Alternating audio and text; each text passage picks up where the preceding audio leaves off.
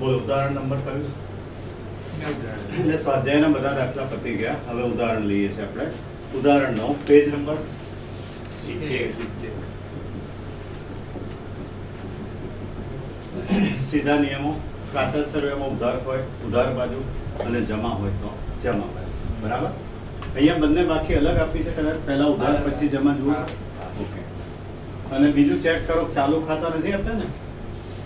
ચાલુ કરે જોઈ લો. નથી નથી. ના નથી. ઓકે. હવે ઉધાર બાજુ નંબર 1 બોલો. ઉપાડ ઉપાડ. માહી અને રાહી. બોલો અમાઉન્ટ. માહીમાં 3000 3000 અને 2000. ઉપાડ.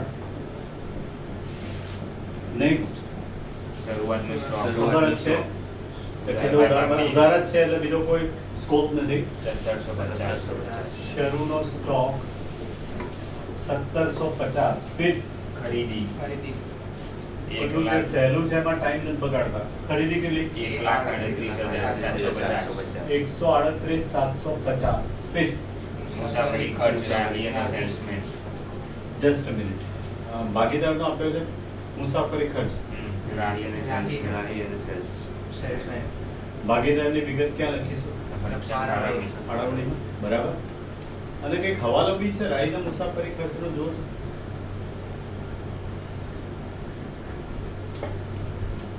રાહીને દર મહિને 300 ધંધામાં હેતુ મુસાફરી ખર્ચ પેટે આપવામાં આવે. જોઈ લે. પહેલા તો ઉધાર છે ને અને ભાગીદાર છે એટલે ક્યાં લખાય? ફાળવણી ખાતે. હા. શેના છે? આ પગાર છે શું છે? રાહીને મુસાફરી ખર્ચ. 300 ધંધાના હેતુ. રાહી કેટલો આપ્યો છે? 300. અંદર 300 આપ્યો છે. ના 3,5250. રાહીનો કેટલો છે? 3,000. 3000. અને બીજો કયો છે? સેલ્સમેન. હવે રાહી ભાગીદાર છે એટલે ભાગીદારને લગતા હવાલા અથવા વિગત ક્યાં આવશે? ફાળવણી. અને સેલ્સમેન ઓબ્વિયસલી નફા નુકસાનની ઉધાર બાજુ. 5250. સેલ્સમેન 52. મુસાફરી ખર્ચ 5250. એક કામ કરો, હવાલો બોલી જ જાઓ ને રાહીનો. રાહીને દર મહિને 300 ધંધાના હેતુસર મુસાફરી ખર્ચ પેટે આપવાના છે. હવે સમજો, દર મહિને 300 એટલે ગુણ્યા 12 કરવું પડે કારણ કે આપણે વાર્ષિક ગણતરી કરતા હોય. 3600 થાય. આમાં લખાવતો નથી, સિમ્પલ છે. 300 12 મહિનાના 3600 અને આપ્યા કેટલા? 3000. એટલે હજી બાકી કેટલા રહે? 600 પ્લસ ચૂકવવાના બાકી 600. હવે બે વસ્તુ બને. આપણે ચૂકવવાના બાકી મૂડી દેવા બાજુ લખીએ છીએ, પણ ભાગીદાર છે તો અહીંયા પણ લખી શકાય. એના મૂડી ખાતે લખો તો સારું, અહીંયા લખો તો ચાલે. બરાબર. તમારી બુક શું કહે છે પછીની વસ્તુ છે, હું અત્યારે અહીંયા લખું. અહીંયા ઉધાર તેના મૂડી ખાતે શું થાય? જમા. કારણ કે આ બંને ઇન્ટર રિલેટેડ કહેવાય, એકબીજા ઉધાર જમા થાય. તો અહીંયા લખું છું મુસાફરી ખર્ચ માહી ના રાહી છે કેટલો? 600 બાકી. જોઈ લો. ઉધાર જમા. બે. હજી એકવાર અહીંયા પ્લસ ખબર પડી તમને. અંદર ચૂકવવાનું અહીંયા જ લખીએ છીએ, ચાલે. પણ ભાગીદાર છે એટલે મેં ક્યાં લખ્યું? એના મૂડી. સારું, થોડુંક વધારે સાચું લોજિક કહેવાય. બોલો. હિબાંશી અને ઉઘરાણી કારખાનું. હિસાબનીશ એટલે એકાઉન્ટન્ટ કહેવાય. એ તો બંને અહીંયા જ આવશે ને. પગાર તો હવાલો છે પગારનો નથી. ઓકે ચાલો. પગાર હિસાબનીશ કેટલો? 2500. અને બીજા શેનો છે? ઉઘરાણી કારકુન. ઉઘરાણી કારકુન કેટલો? 2500 1250. 3750. ઘણા લોકો ટાઇટલ આપતા હોય છે ખર્ચાનું, પણ હવે એવું બોર્ડમાં એક્સપેક્ટ કરતા નથી કે ટાઇટલમાં ખર્ચા લખો. નહીંતર આમાં બે ટાઇટલમાં અલગ અલગ ઉધાર થાય. ઉધાર તો થાય જ, એટલે હું એમાં તમને નાખતો નથી. નેક્સ્ટ. દુકાન ભાડું 900. એમાં હવાલો છે. કહેજો હવાલો. દુકાન ભાડું 900. દુકાન ભાડું તારીખ 30/4/2017 સુધીની 12 માસ. ગણતરીઓ અહીંયા બતાવું છું. અહીંયા આપણને જગ્યા મળશે. અહીંયા બહુ વિગતો આવતી હોતી જ નથી. બરાબર. દુકાન ભાડું દુકાન ભાડું 30/4/2017 સુધી 12 માસનું છે. 30/4/17 સુધી છે. હવે આપણી ડેટ કઈ છે જુઓ તો? 31/3/17. અને એક મહિનો અગાઉથી કહેવાય ને. એક મહિનો શું કહેવાય? અગાઉથી. એટલે બીજી કોઈ રકમ આપી છે કે આજ? ઓકે 900 ગુણ્યા 1 મહિનાનું 75 થાય. Clear? આપણું જે પાકા સર્વેયરની તારીખ હોય એની ઉપર જાય તો અગાઉથી કહેવાય અને નીચે જાય તો બાકી કહેવાય. ચૂકવવાનું હોય કે મળવાનું હોય, અહીંયા શું કહેવાય? અગાઉથી ચૂકવેલ. કેમ? ખર્ચ. વીમા પ્રીમિયમમાં આવતું હતું ને આવું? એ જ point. અગાઉથી ચૂકવેલ 75 તો 825 અને અગાઉથી ચૂકવેલ લેણું કહેવાય. અગાઉથી ચૂકવેલ પગાર છે ના દુકાન ભાડું. અસલ લગી તારીખ 30/4/2027 સુધીના 12 માર્ચનું છે. હા બરાબર જ ખરું ને? 12 માર્ચ. હા એટલે 1/12 કરી દીધું. એક મહિનાનું અગાઉથી ચૂકવે ને 1/12 બરાબર. અગાઉથી ચૂકવેલ 75. ચાલો નેક્સ્ટ. દેવાદાર કાયમી હવાલો હોય જ છે પણ અહીંયા કદાચ નાનો હવાલો છે. દેવાદારો કેટલા? દેવાદાર હા બોલ 5,000. કેમ આટલું ધીમે બોલ્યા? પછી એ તો છેલ્લે દેવાદારનો હવાલો કાયમ છેલ્લે જ લેવાય. કેમ? લારી ભાડું ટકાવારી ખોટી આવે વચ્ચે કંઈક આવે તો. લારી ભાડું અને અકાઉન્ટ્સમાં લખ્યું માલ. લખ્યું જ છે. કઈ ના કીધું હોય તો શું કહેવાય? ખરીદીનું. આવકમાલ ગાડા ભાડું. જાવકમાલ લખ્યું હોય તો નફા નુકસાનમાં આવે. આવકમાલ લખ્યું હોય તો વેપારમાં આવે. અને ખાલી ગાડી ભાડું લખ્યું હોય તો પણ ક્યાં આવે? વેપાર ખાતામાં. એટલે હું લખી દઉં છું આવકમાલ ગાડા ભાડું કેટલું? 75. કેટલા? 75. ઓહો કેમનો ધંધો છે? નેક્સ્ટ જાહેરાત ખર્ચ છે હવાલો. આપણે ટીક કરીને શું કર્યું તમે? જાહેરાત ખર્ચ કેટલો? 10,000. નેક્સ્ટ અગાઉથી ચૂકવેલ દુકાન ભાડું એ યાર એ તો આવી ગયું નથી 1,400. ગઈ સાલનું હોય. પૈસા અને તારીખ આપી બરોબર જોવાનું એનો જાહેરાત હમણાં બાકી. હવાલો છે દુકાન ભાડું. થોડોક અઘરો પોઈન્ટ છે આ તો ખબર પડી તમને? આમ સાવ સહેલું છે. થોડી કોમન સેન્સ અને ઇન્ટરેસ્ટ લેવો પડે. ચાલુ વર્ષનું અગાઉથી ચૂકવેલ માઇનસ કર્યું હોય તો ગયા વર્ષનું શું થાય? પ્લસ 11માં બિન વેપારીમાં આવતું હતું. ચાલુ વર્ષનું જે કર્યું હોય એનાથી ઊંધી અસર કઈ આવે? ગયા વર્ષ. ચાલુ વર્ષનું માઇનસ કર્યું તો ગયા વર્ષનું શું કરીશું? પ્લસ અગાઉથી ચૂકવેલ ગયા વર્ષનું કેટલું? 75. એ 75 ને ખાલી 75. પેલું આપણે 75 લાયા જાઓ ધ્યાન રાખજો. એટલે સરખું જ છે 900. તો 12,900 જ આવશે. અને હવે જાહેરાત ખર્ચ જે હમણાં લખ્યો હતો ને મેં 10,000 હતો ને જોઈ લો તો. હા. અગાઉથી ચૂકવેલ તારીખે આપી હા એટલે ગઈ સાલ છે ને તમે બોલ્યા તો ખરા 1,416 આપી છે ને? હમ. એટલે ગઈ સાલ થઈ. અને આ ચાલુ વર્ષ છે. ચાલુ વર્ષનું માઇનસ ખબર પડી તો ગયા વર્ષનું શું થાય? પ્લસ બિન વેપારી. નેક્સ્ટ વટાવાને કસર. ભેગું જશે ને. કસર એટલે ઓછા પૈસા આપે પેલો કસર ગણો કે વટાવ ગણો. લગભગ સરખું જ થાય. 42,50. 4200 એને અલાઉન્સ શબ્દ છે કસર માટે ઇંગ્લિશમાં. નેક્સ્ટ ધર્માદાર ખર્ચ 10,000. ધર્માદાર કેટલો? 10,000. 10,000 ધર્માદાર. નેક્સ્ટ આવકવેરો. આવકવેરો ટેક્સ કોઈ ભર્યો હોય કેટલો? 12,500. 12,500. ફિર વ્યવસાય વેરો. વ્યવસાય વેરો કેટલો? 125. કેટલો? 125. Professional tax. પછી બેંક બે ઓર્ડર ઓવરડ્રાફ્ટ વ્યાજ. અહીંયા મૂડી લીધી. ઉધાર બેંક ઓવરડ્રાફ્ટ મૂડી દેવા બધા ઉધાર જે બેંક સમજો ઓવરડ્રાફ્ટનું ઉધાર વ્યાજ છે. છે. વ્યાજ કાચા સર્વેની સરખી અસર આવે. ઉધાર હોય તો ઉધાર બાજુ અને જમા હોય તો જમા બાજુ. તો ઉધાર જ છે એટલે અહીંયા તો લખાય નહીં. અને વ્યાજ છે. ખર્ચ કે ઓવરડ્રાફ્ટ એટલે લોન એક ટાઈપની. લોનનું વ્યાજ નફા નુકસાનની ઉધાર. વ્યાજ. હવે સામે ઓવરડ્રાફ્ટ આપણે જોઈ લો તો જમા બાજુ કેટલું છે વ્યાજ? 6,000. રકમમાં ભૂલ કહેવાય ઓવરડ્રાફ્ટ ના આપે તો. કેટલું વ્યાજ છે? 6,000. મને એક મિનિટ જોવા દો તો. ઓવરડ્રાફ્ટ આપવો જ પડે ને. ઓવરડ્રાફ્ટ ના હોય તો વ્યાજ ક્યાંથી આવે? બેંક ખાતે. બરોબર. બેંક ખાતે છે. SBS છે. આ રહ્યું ને બેંક ખાતે ઓવરડ્રાફ્ટ જ હોય.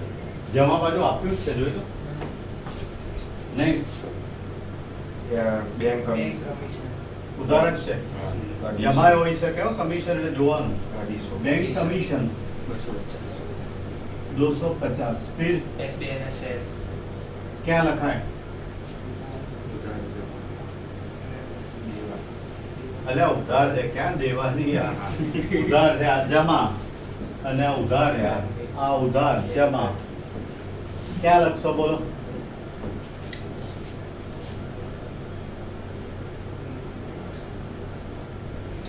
મિલકત શેર રોકાણ કહેવાય શેના શેર છે SBI જેમાં બાકી આમાં આપણી SBI છે. એ પછી આવે એ બંને પેલી આવક કહેવાય ને આ મિલકત કહેવાય SBI ના શેર્સ કેટલા પાંચસો. ખાલી 500 રૂપિયા 500 માંથી એક શેર ના આવે યાર કેમની રકમ છે એનો ભાવ જ 1100 ભાવ છે સ્થિર મિલકત ખરેખર આટલા છે 500 હા, રૂપિયા 500 છે. સ્થિર મિલકતો કેટલી 1250. હવાલો છે સ્થિર મિલકતનો નિભાવ ખર્ચ નહીં હવાલો છે સ્થિર સ્થિર મિલકત મિલકત પર 20% લખી ઘસારો મળે. કેલ્સી કાઢો 250 થાય 20% ચેક કરો અને ઘસારો ક્યાં આવે દરેકને ખબર હોય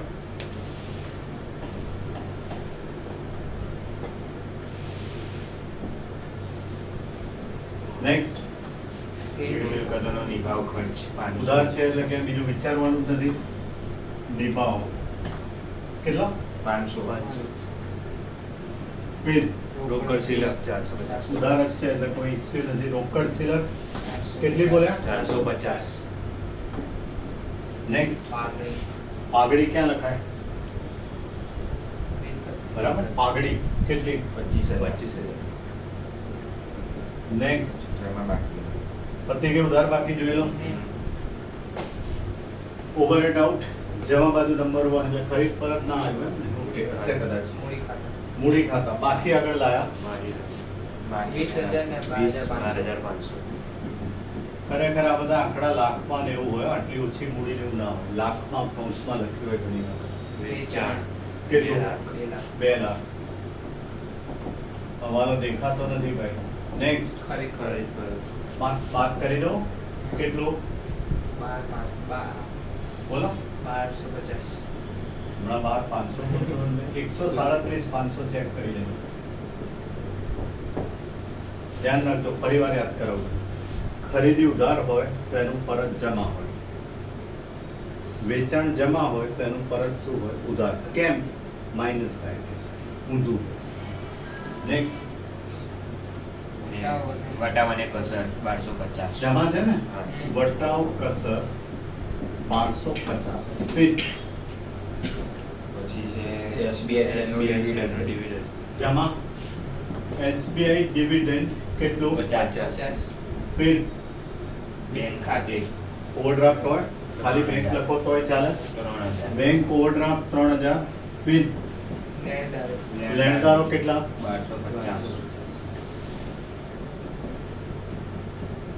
મિત્ર પાસેથી મિત્રની લોન કેટલી 2500 2500 નેક્સ્ટ નથી ગયું. જોઈ લો જમા ઉધાર ટોટલ સાથે આપણે ટ્રાય કરીએ છીએ કરવાનો હવે હવાલા બોલતા જાવ એક પછી એક. ભાગીદારોની મૂડી પર 12% 5% કે 5% મૂડી પર મૂડી પર મૂડી પર 12%. ઓકે એટલે 2400 અને 1500 થાય છે જુઓ તો 250 એટલે 1500 ચેક કરો તો મૂડી પર વ્યાજ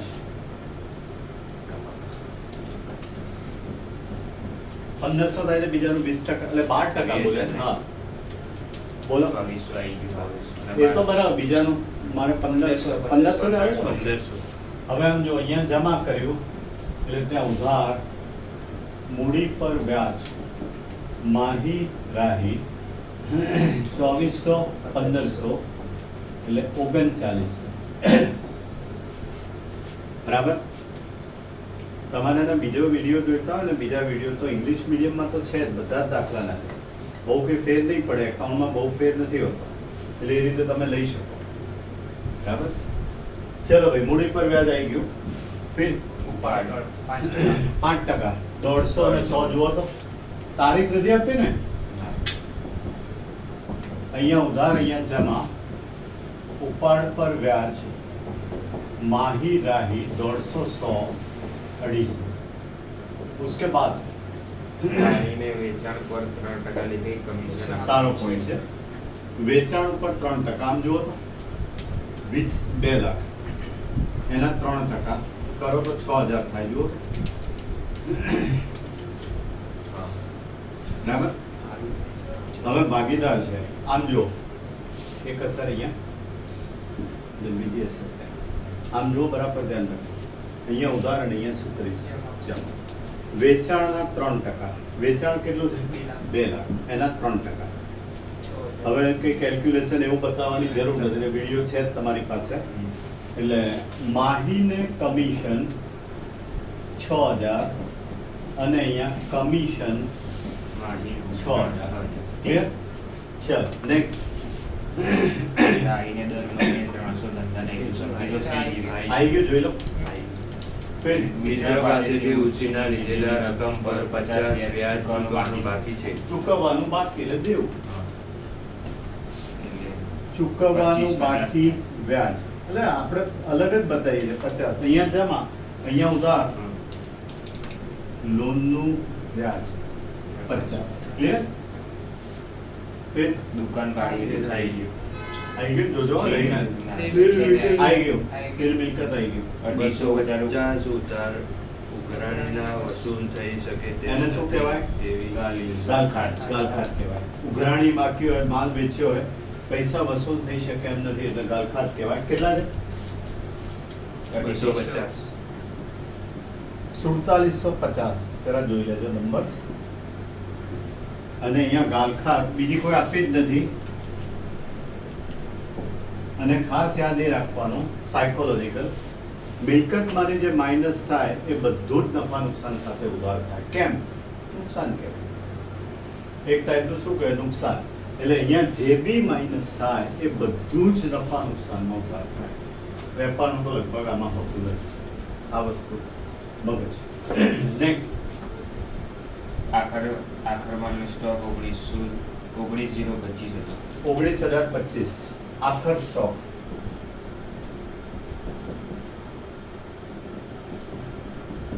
જમા અને ખબર જ છે આખર સ્ટોક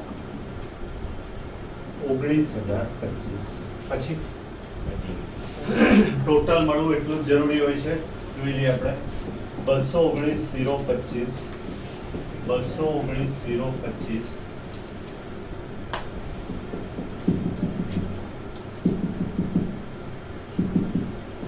ચેક કરી આપો. 72,275 કાચો નફો.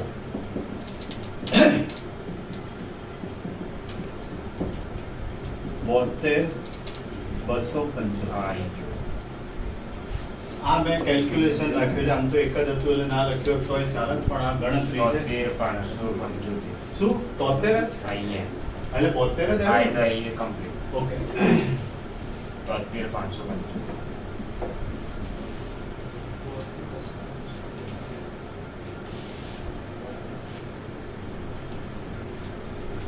બરાબર. કઈ અંદર રહેતો નથી, જોઈ લેજો. નથી.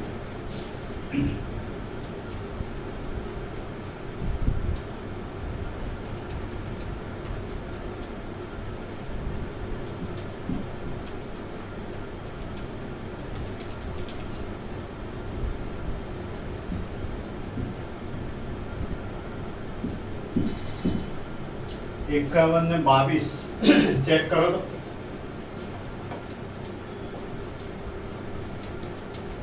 22,500 ત્યાં વેરીફાઈ કરો તો આન્સર ચોખ્ખો નફો. પાછળ 22,500.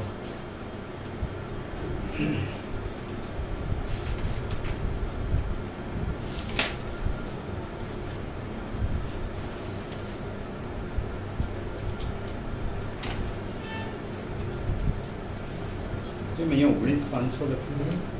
કઈ અંદર નથી રહી જતું ને જોજો તો. ટોટલ કરજો. મારે અહીંયા જગ્યાનો થોડોક ઇસ્યુ. બરોબર. આ કેટલા હતા હિસાબની? 25, 37, 50. આ જરા ચેક કરજો. મારે અહીંયા જગ્યાનું થોડુંક આવકારેલો આ તો 27. કેટલા 27. નહીં, હું ફરી વાત કરી લઉં છું. આ 73,575.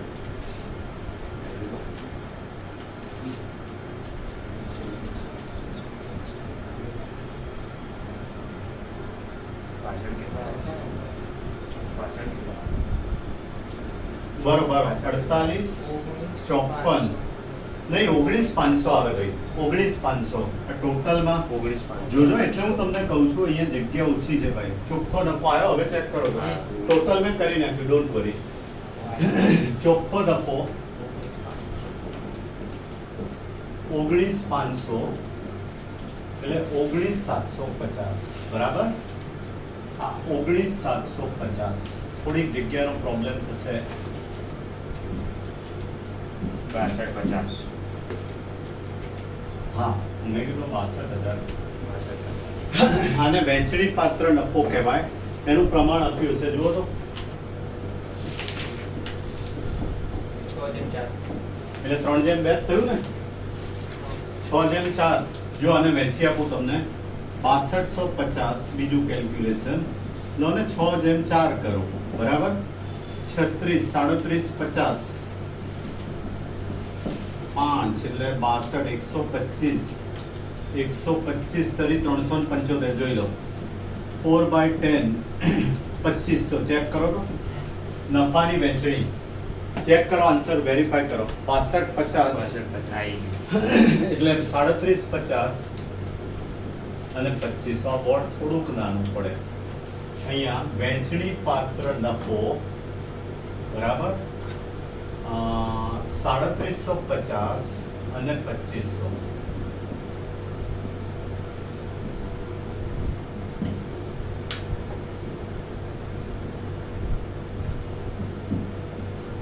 32,150 ટોટલ જોતા રહેજો 17,100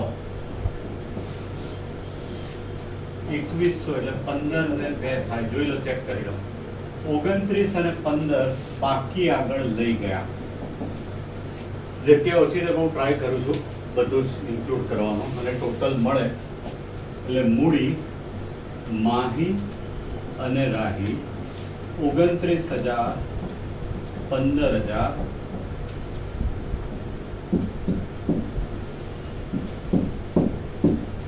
50,800 આ બાજુનું આઈ કર્યું આ બાજુ 50,800 બે બાજુનું ટોટલ 55,700. બહુ જ કોન્સન્ટ્રેટ કરવાની જરૂર છે આમાં આવડતું બધું જ હશે પણ ટોટલ મળવું સૌથી ઇમ્પોર્ટન્ટ અમારે બી હું એવું માનું હું ગોખીને ભણાવું તો ના થાય ભણાવી જ ના શકું એટલે અમારે ટોટલ તમારી જેમ જ કરવાનું આ બધું મોઢે ના હોય ગોખવાનું ના હોય જોયું ને મેં ટોટલ ફરી વાર કર્યું બીજી વાર એટલે કોન્સન્ટ્રેશન બતાવવું પડે બહુ જ સારો દાખલો છે પૂછાયો બોર્ડ લખી દો